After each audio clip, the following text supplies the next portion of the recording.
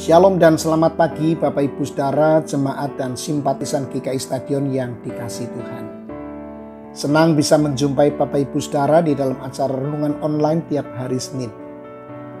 Sebelum kita membaca dan mendengar firman Tuhan hari ini, mari kita berdoa.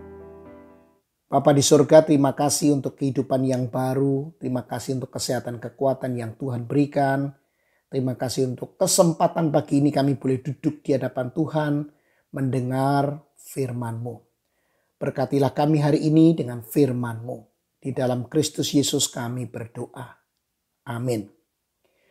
Bacaan hari ini terambil dari Amsal 19 ayat 1 sampai 17. Dan saya hanya akan membacakan ayat 17 saja. Demikian. Siapa menaruh belas kasihan kepada orang yang lemah, memiutangi Tuhan yang akan membalas perbuatannya itu. Bapak Ibu Saudara, ayat ini terdengar aneh di telinga kita sebagai orang Kristen yang selama ini kita memahami bahwa Allah tidak pernah berhutang pada kita. Kitalah yang justru berhutang kepada Tuhan.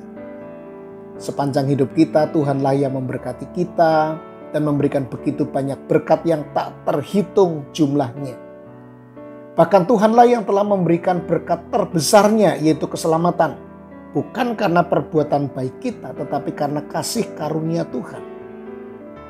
Tetapi di sini di Amsal 19 ayat 17 kita menemukan sebuah pernyataan dari penulis Amsal bahwa Allah bisa berhutang kepada kita ketika kita berbuat baik menolong orang yang lemah.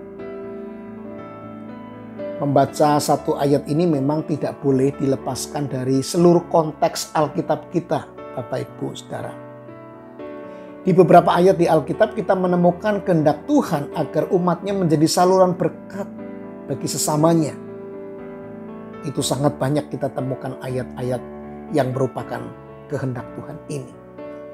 Di kitab Injil, Yesus sendiri mengatakan apa yang kita perbuat kepada orang yang lemah bisa merupakan suatu perbuatan yang ditujukan kepada Tuhan.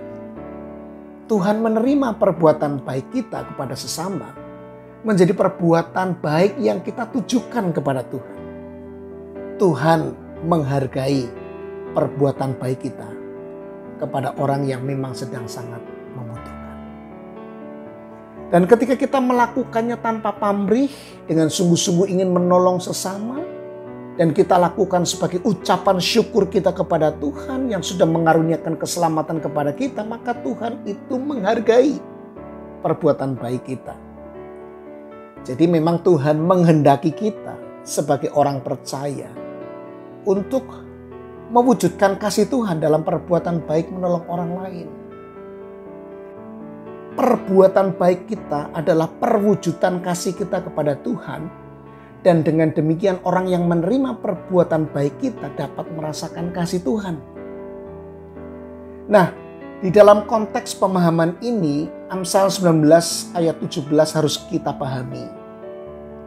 Bukan seolah-olah Allah berhutang kepada kita atas perbuatan baik kita. Tapi kita membacanya Allah sedemikian rupa menghargai perbuatan baik kita yang kita lakukan kepada orang yang lemah dan membutuhkan pertolongan.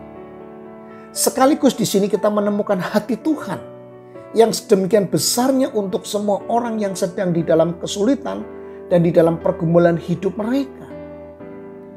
Dan Dia meminta kita sebagai orang percaya Tuhan menjadi kepanjangan tangan Tuhan untuk menolong orang-orang yang lemah dan membutuhkan. Ada kisah nyata Bapak Ibu Saudara tentang satu masyarakat Kristen yang sedang memperbaiki patung Yesus, di mana kedua tangan dari patung itu patah akibat bom yang melanda kota itu. Nah, sementara masyarakat sedang membuat tangan Yesus, tiba-tiba pendetanya berkata kepada mereka, kita tidak perlu memperbaiki patung ini dengan menambahkan dua tangan Yesus. Biarkan patung ini seperti ini untuk mengingatkan kita bahwa Tuhan ingin kitalah yang menjadi tangan-tangan Tuhan bagi sesama kita yang membutuhkan pertolongan. Bapak Ibu Saudara, kita tahu kehendak Tuhan ini agar kehadiran kita bagi orang lain sungguh dapat dirasakan melalui perhatian kita, melalui bantuan kita, melalui dukungan kita, Sehingga mereka sungguh dapat merasakan kasih Tuhan melalui kehadiran kita. Nah, hari ini Bapak Ibu Saudara, perbuatan baik apakah yang hendak kita lakukan untuk sesama kita? Mari kita lakukan dengan penuh syukur untuk memuliakan Tuhan Yesus Kristus. Kita berdoa. Terima kasih ya Tuhan untuk firman-Mu yang mengingatkan kami agar kehadiran kami menjadi berkat bagi orang lain. Dan dengan demikian orang lain mengalami kasih-Mu dan memuliakan-Mu. Berkatilah jemaat-Mu hari ini dalam segala kecukupan. Mereka dapat menikmati segala berkat Tuhan sambil terus berbuat baik untuk memuliakan-Mu. Di dalam Kristus Yesus kami berdoa. Amin.